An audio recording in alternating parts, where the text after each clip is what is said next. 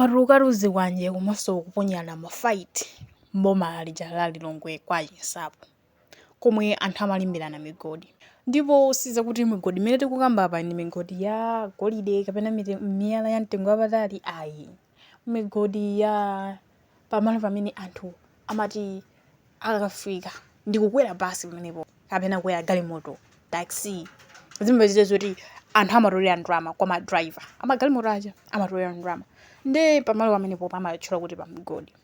Ndiye panali kusamvana kwa pakati pa anthu mpakana anthu anatulutsirana zikwanje. Ndipo nthawi imene apolisi amafika pamalopo ndizo kuti anthu ena anali atavulala. Ndi apolisi anaponya tear gas zomwe zinapangitsa kuti anthu asiyane ngati kuti pamalopo ngati kuti pakhala nobata. Kenako anatenga akuluakulu amagulu awiri amene samamvana pamene pawa ndikupita nawo mukachipinda komata kumene kuchako ndikukakambirana nawo kuti amvetsetse chimene chavuta.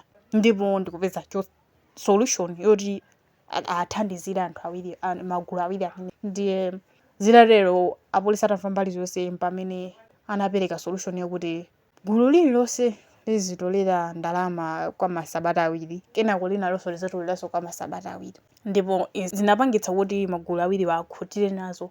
Ndipo wamkulu amene anali ngati oyimira pakati pa magulu awiri anathokoza kuti apolisi atha. Koma anthu ena amene anaona mmene zinakhalira anena zoti nkhani imene yavuta apa kwambiri nkhani yakusowa kwa ntchito. Anthu amapanga zimenezi kuti akapezeka kangachepe komwe amathandizira moyo wa tsiku ndi tsiku.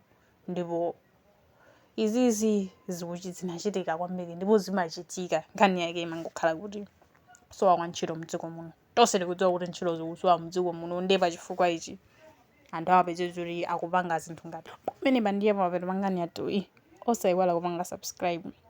Ndi nkhani ngati zizikupezani kufikira nthawi imene ndikubweseni nkhani ina makomanezi.